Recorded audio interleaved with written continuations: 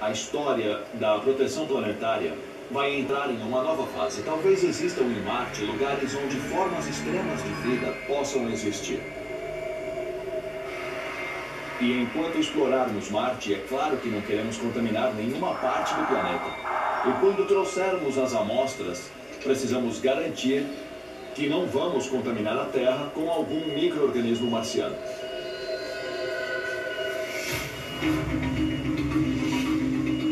E doenças alienígenas disseminadas por micróbios interplanetários poderiam dizimar a humanidade de forma tão brutal como as invasões alienígenas imaginadas pela ficção científica.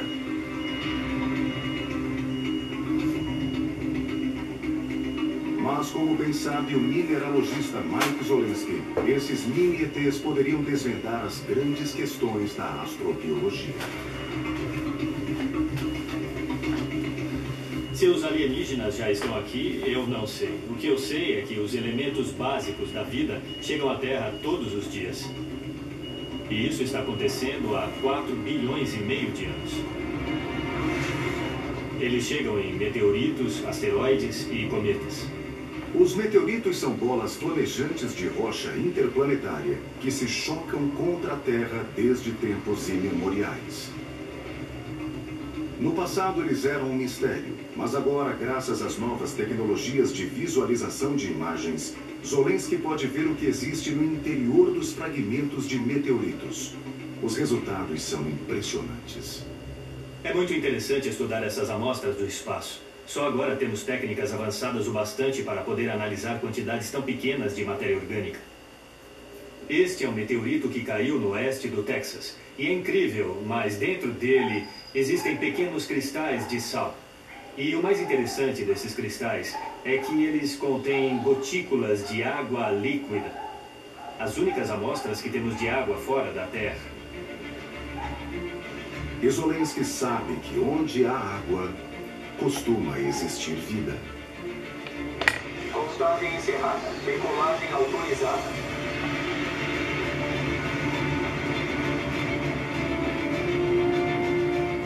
E para obter mais evidências de uma rocha espacial intacta, a NASA enviou uma sonda robótica chamada Stardust para estudar um cometa que atravessou o nosso sistema solar a mais de 20 km por segundo.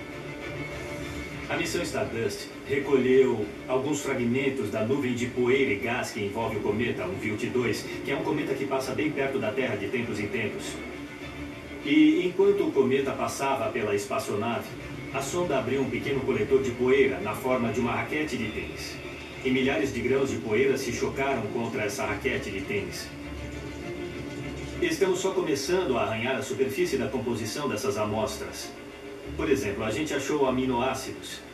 E eles estão presentes em todos nós. São os elementos básicos da vida e estavam naquele cometa. Zolensky sugere uma teoria ousada. Aminoácidos que vieram do espaço teriam semeado a vida nos planetas, tanto na Terra como em toda a galáxia. Segundo essa hipótese, quando a vida surge em um lugar, ela se espalha pelo universo. Nós sabemos que os elementos básicos da vida estão em cometas e asteroides do nosso sistema solar.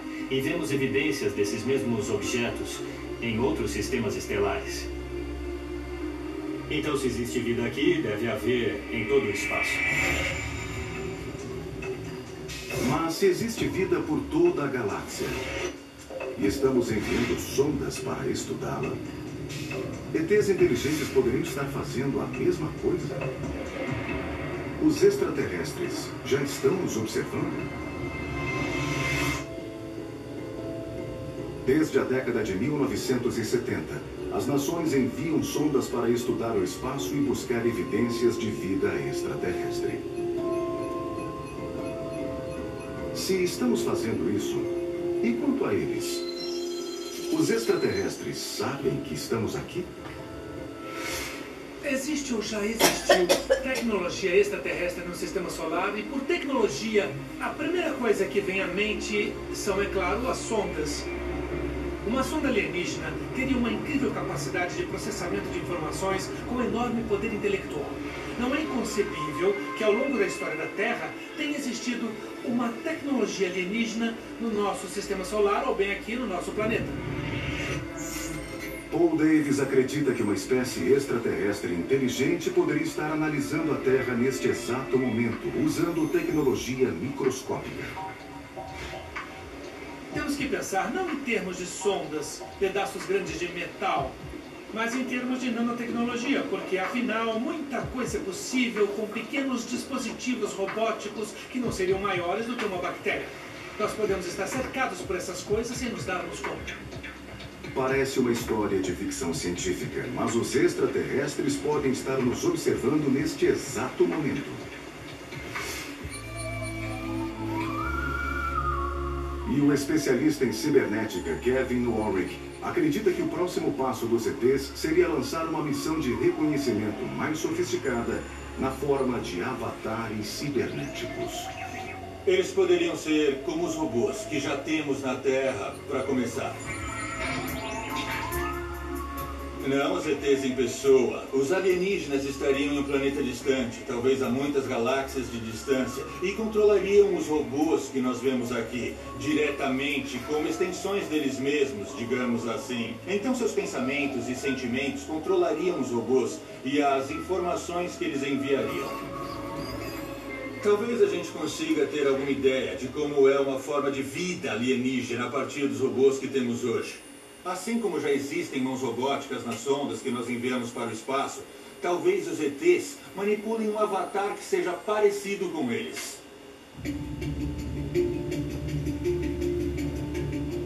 Se os extraterrestres estão enviando sondas e até avatares robóticos e gostarem do que virem, em pouco tempo esses seres inteligentes poderiam vir ao nosso planeta para vê-lo com os próprios olhos. Mas como os alienígenas chegariam aqui? Este é Les Johnson, físico do Departamento de Conceitos Avançados da NASA. Ele acredita que os engenheiros extraterrestres podem enfrentar o desafio de atravessar a galáxia da mesma forma que nós. Como físico, eu tenho algumas hipóteses sobre o funcionamento do universo. E o jeito dele funcionar no meu laboratório tem que ser igual ao laboratório do outro lado da rua, da cidade, em outro lugar do planeta ou em outro lugar do outro lado da galáxia. E quando você começa a pensar nisso e no que seria necessário para viajar através das estrelas, você tem que pensar grande. E teria que ir além do foguete Saturno V que levou os astronautas à Lua.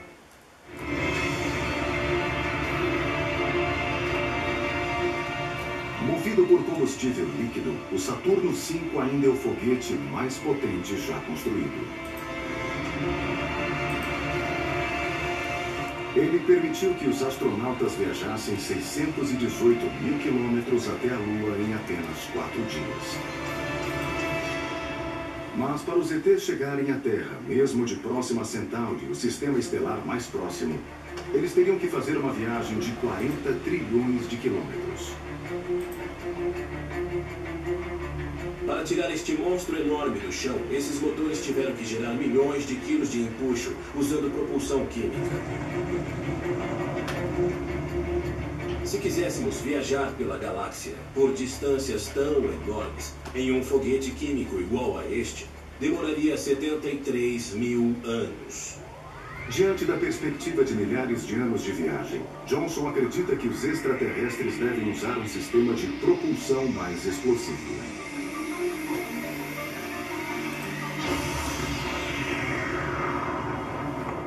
Em vez do Saturno V, imagine uma espaçonave. Uma coisa bem grande, com grandes placas de pressão embaixo. Mas em vez de foguetes químicos, você detona pequenas bombas de hidrogênio. Uma a cada poucos segundos. E quando a bomba explode, ela gera um impulso e a nave começa a se mover cada vez mais rápido. E se você acelerar durante horas, em vez de minutos, como um foguete químico faz, você poderia impulsionar uma espaçonave até outra estrela em alguns séculos, em vez de 73 mil anos. Uma espaçonave movida a bombas de hidrogênio seria rápida, mas perigosa. Por isso, Johnson acredita que alienígenas avançados desenvolveriam uma forma muito mais rápida e segura usando energia alternativa.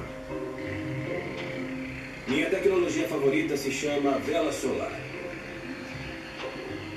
O que a vela solar faz é refletir a luz para gerar propulsão. Não dá para sentir isso aqui no chão, mas quando a luz solar reflete em você, ela te empurra, ela exerce uma força. Se você estiver no espaço sideral, essa força pode ser significativa e é abundante, está sempre lá. Com esse protótipo de vela solar que nós mesmos desenvolvemos para aplicações desse gênero, é na verdade um refletor muito fino e leve. Agora imagine uma coisa como essa em uma escala gigantesca, uma estrutura do tamanho do Texas, com a espessura de um fio de cabelo humano. Se isso fosse instalado no espaço por nós ou outros seres, eles poderiam usar isso para criar um grande impulso gerado pela luz solar e assim viajar muito, muito rápido. Mas essa tecnologia não exige grandes avanços na física, está mais para um desafio de engenharia. Hoje a gente não sabe como construir uma estrutura do tamanho do Texas. Mas daqui a alguns anos, talvez a gente consiga construir uma com alguns quilômetros de comprimento. E dentro dos próximos 50 ou 100 anos, aumentá-la até o tamanho necessário para que nós ou outros seres possamos viajar pelo espaço. Mas mesmo usando as velas solares, viajar 4 anos-luz para a Terra levaria um século ou mais. Para uma viagem realmente rápida que demore apenas algumas décadas, os ETs precisariam captar a incrível potência de uma misteriosa substância chamada antimatéria. A antimatéria é o combustível perfeito para as viagens interestelares. E só para esclarecer, isso não é coisa de ficção científica, é muito real. A antimatéria consiste em partículas de tamanho subatômico, que são um reflexo das partículas comuns que compõem toda a matéria do universo. Mas quando a matéria e a antimatéria se encontram, o resultado explosivo é perfeito para viagens espaciais.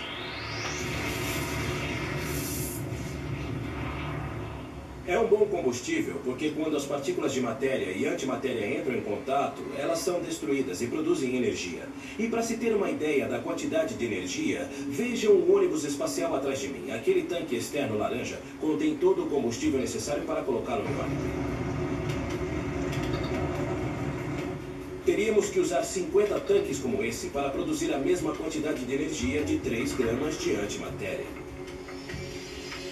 Uma quantidade ínfima de antimatéria poderia ajudar os exploradores alienígenas a atravessar a galáxia a mais de 100 milhões de quilômetros por hora, chegando à Terra relativamente rápido em 42 anos.